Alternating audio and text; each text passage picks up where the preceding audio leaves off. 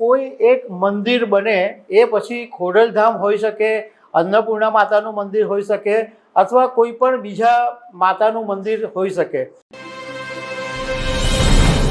સુરતમાં તાજેતરની અંદર ખોડલધામ મંદિર ચર્ચામાં છે, કારણ કે એવી વાત સામે આવી કે સુરતમાં એક નવું ખોડલધામ બની રહ્યું છે અને એ સમાચાર પ્રસરતાની સાથે કાગવડના ખોડલધામના ચેરમેન નરેશ પટેલ તાત્કાલિક સુરત દોડી આવ્યા હતા અને એમણે અંત્રોલીની અંદર 200 વીઘા જમીનમાં ખોડલધામ બનાવવાની જાહેરાત પણ કરી દીધી।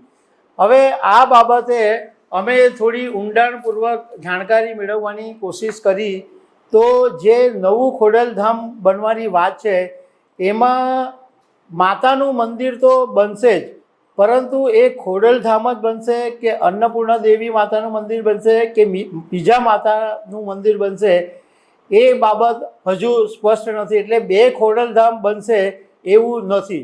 તો આના વિશે હું તમારી સાથે વાત કરવાનો છું। મારું નામ રાજેશ શાહ છે અને તમે જોઈ રહ્યા છો ગુજરાતના સૌથી મોટા ડિજિટલ ન્યૂઝ પ્લેટફોર્મ ખબર છે.com। તાજેતરની અંદર મીડિયામાં એક અહેવાલો એવા આવ્યા કે સુરતમાં બહુ જ જાણીતા ડાયમંડના વેપારી મુકેશભાઈ પટેલના ઘરે એક બેઠક મળી અને ડાયમંડના મોટા મોટા વેપારીઓ, બિલ્ડરો આ બધા બેઠકમાં હાજર રહ્યા।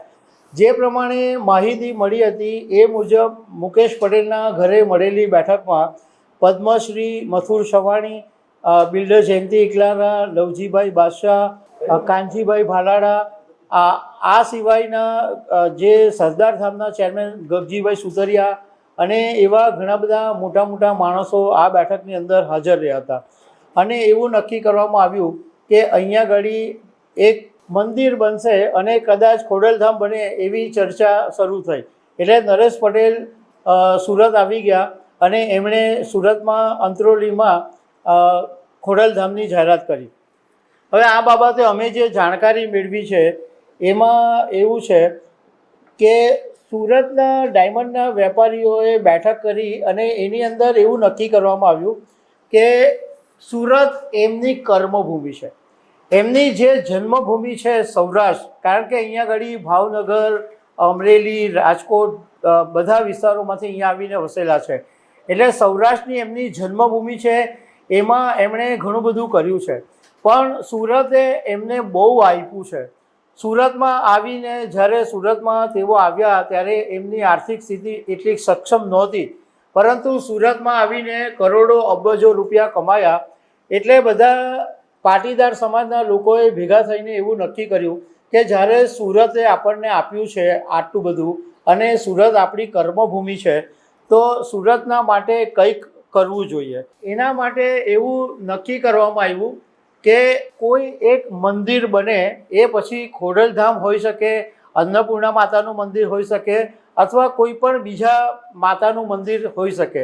અને આ મંદિરના નેજા હેઠળ જે જુદી જુદી પ્રવૃત્તિઓ કરવાની છે એની અંદર એક વૃદ્ધ હોસ્ટેલ એવી બનાવવામાં આવશે। કારણ કે અમે જે જાણકારી મેળવી તો અમને પાટીદાર સમાજના લોકોએ એવું કીધું કે તમે જો વરાછા, કતારગામ, અશ્વની કુમાર બાજુ જો આંટો મારવા નીકળશો તો તમને દેખાશે કે ઘણા બધા દાદાઓ સોસાયટીની બહાર બાકડા ઉપર બેઠા હશે અથવા ત્યાં આગળ જે કંઈ ઓટલો હશે એની પર બેસીને ચર્ચા કરતા હશે।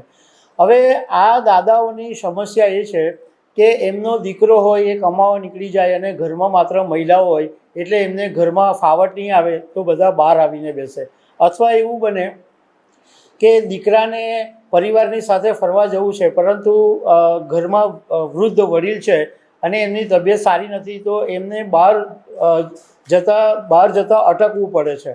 તો આ સમસ્યાનો ઉકેલ લાવવા માટે એવું નક્કી કરવામાં આવ્યું કે જે પરિવારના લોકો બહાર ફરવા જવા માંગતા હોય એ એમના વડીલને આ જે નવું ધામ બનશે એમાં હોસ્ટેલની અંદર મૂકી જાય અને આ એવું ધામ બનશે કે જે સ્વર્ગની નગરી જેવું હશે અને એની અંદર બધી જ સુવિધા હશે।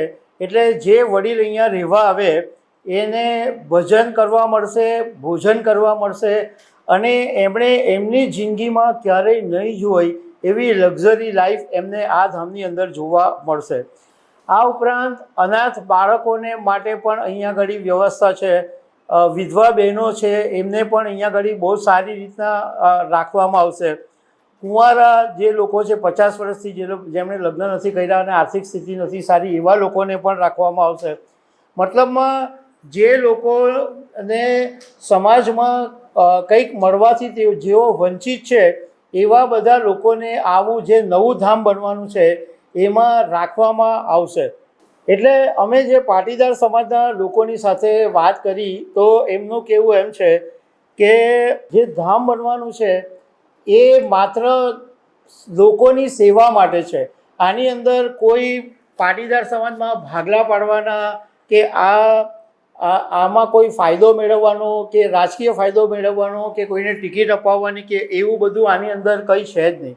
અમને એ પણ જાણકારી મળી કે આ આખું જે ધામ બનવાનું છે એમાં લગભગ 2000 કરોડ રૂપિયાનો પ્રોજેક્ટ છે અને આ જે ધામ બનશે અંત્રોલીની નજીક જ બનવાનું છે. અને અમે એ પણ જાણકારી સાથે સાથે મેળવી કે કેટલા સમયની અંદર બનશે.